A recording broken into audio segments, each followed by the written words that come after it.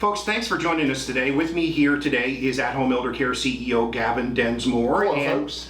We got a story in the news which really... Game changers, It Scott. is. Game changer is the word to use. Yesterday's Wall Street Journal, which was Tuesday the 13th, I'll cheat there. Biden plan has $400 billion for home care. Folks, this is the biggest money to come into our industry in forever. And it's about time because seniors deserve the care. And it's finally time that America and the federal government woke up to the fact that we have to take care of our seniors. So I am absolutely thrilled at the news coming out of the Wall Street Journal and $400 billion for home care. And this is, now for folks who don't know, this is part of the almost $3 trillion infrastructure plan. They're redefining the term infrastructure, which most of us think of as, power lines and roads and bridges and dams. Yeah, this is a good change. This Absolutely. is redefining that term, and there's a couple of ways, though, that it could affect at-home elder care in a positive sense. First and foremost is good for our clients. Yeah, our clients will maybe a percent of that population that cannot afford home care, which is where people want to stay. 90% of individuals, just read that statistic earlier today, 90% of seniors would like to remain at home, aging in place. right. Maybe a subset of those folks that couldn't afford it, maybe this money is going to roll out and be able to help them afford in-home care now. Because there's a gap. If you make up to a certain level in income, you can get Medicaid to pay for home care. Then above that, Medicaid won't pay for it, but most of the time in that income level, and you can say the numbers where you want. People, they can afford to live, but they can't afford this service on top of their normal expenses. And then there's Bill Gates on top of that. The people who make above a certain amount every year have enough tucked away so that they can pay for home care out of their own pocket. Those clients aren't going away. Those people in the middle, Scott, that you described, not the ones on Medicaid, not Bill Gates, but the ones in the middle, let's hope that this $400 billion reaches those folks. Right. In our industry, we call it the donut hole, and it's actually donut that is the individuals we're talking about that have income, just not enough income to afford to have somebody come in and help their family members. So I'm really excited to see it roll out, and I'm literally waiting with bated breath to see how this is going to trickle down into the economy and how he's going to spend the money. I'd love to see the details on it. They're talking about also sort of raising the amount paid per hour, which under Medicaid isn't great in North Carolina for Medicaid patients, and so that will also raise the standard for the folks who are employees. Yeah, I think everybody deserves a living wage, Scott. Yeah. What we define as a living wage, I think, varies on where you live in the country. Right. I think this will certainly trickle down to the caregivers and the aides that are providing the care.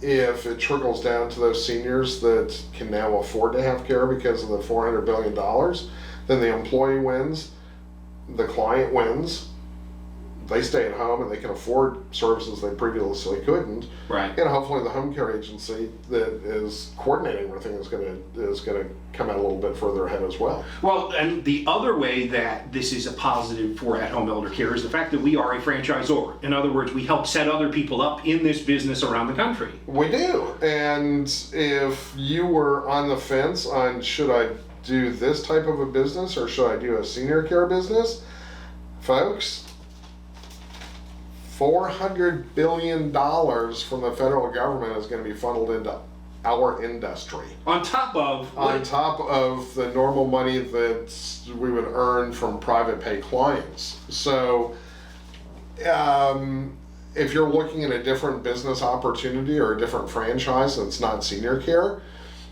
ask yourself, is the federal government funneling $400 billion into this industry? Yeah. Not hot dog stands, that's for sure. Not hot dog stands, not Subway shops. It's senior care. And there is something to be said for being in the right place at the right time, Scott. Yeah. Or God looks after drunks and fools. Yeah. I think God is looking with this. I think God is looking taking care of a lot of seniors, and I think it's just a great thing for everybody all the way around. Yeah, now there is, because, I've dealt with some of the horror stories or heard some of the horror stories about how Medicaid money was handled for home care in this state until it was seriously reassessed. And hopefully that those safeguards are in place. So the money ends up in actually caring for people. Yeah, I think that from reading the article, it looks like Medicare and Medicaid are going to be the two vehicles of rolling the $400 billion out. I can't speak for Medicare because I've never worked under that environment, but I have worked under Medicaid. And yes, at least in the state of North Carolina, we went through a serious Medicaid administration revision back about 10 years ago. Right. There was some graft and there was some corruption. I wouldn't say at the Medicaid level, but at the provider level, Right. at the home care provider level, there were some folks out there doing things that they absolutely shouldn't have. Well, absolutely. And so they did clean house. Right. And so the good news is North Carolina got their act together on a Medicaid front. They have the vehicles in place to roll the money out. CMS down to Medicaid, and then on a state level, the state is going to burst it out to the populations around the state. Right.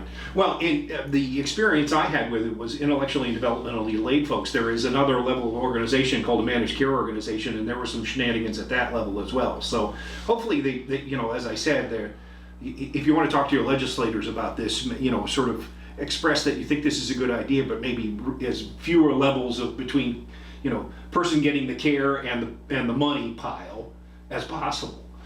Well, there are a number of organizations in the state's got associations that I am sure are going to be lobbying to make sure that things get going in the right direction the way that they should. There's the Home Care and Hospice Association. So there's the Private Duty Association. So all these folks are going to be the Dementia Society. The Alzheimer's Association. All these organizations are going to be putting their 2 cents worth up on Capitol Hill to make sure that it hopefully is done correctly. Absolutely. So this is opportunity all the way around and generally a positive thing. Oh, it's 100% positive. Any money that can trickle down to seniors and have them stay at home where they want to that's great news. Well, the other advantage too for the clients and for society as a whole is the fact that home care improves outcomes, reduces hospitalization, reduces revisits, readmissions, I think they call it in the medical industry, readmissions, absolutely. Yeah, so you receive, obviously I'm biased because we are a franchisor and I've been a home care agency owner for 21 years.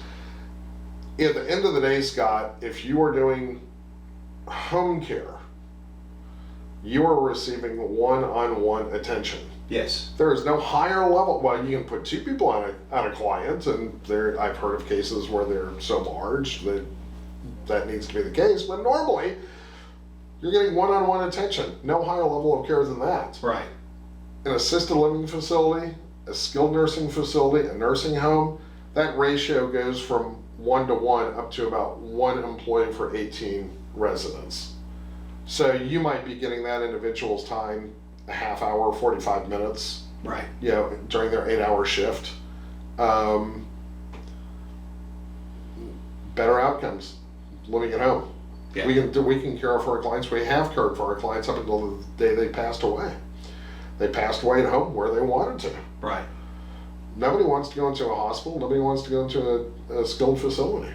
And having someone eyes on patient multiple hours a day, you can catch things sooner, you can pay attention to symptoms, you can manage chronic diseases, diabetes, heart disease, what have you, infinitely better than in a facility or a hospital. Yeah, better overall, I would call that better overall case management. Yes. Yeah, and our employees are the front line, they're the frontline workers. They report up to our director of nursing. And we have a very active director of nursing. Sure. And she's in front of our clients on a weekly basis. So yeah, it is a higher level of care than they're going to receive somewhere else. Better outcomes all the way around. I'm a little bit biased, but I think so. Yeah. Yeah. Statistics seem to show that.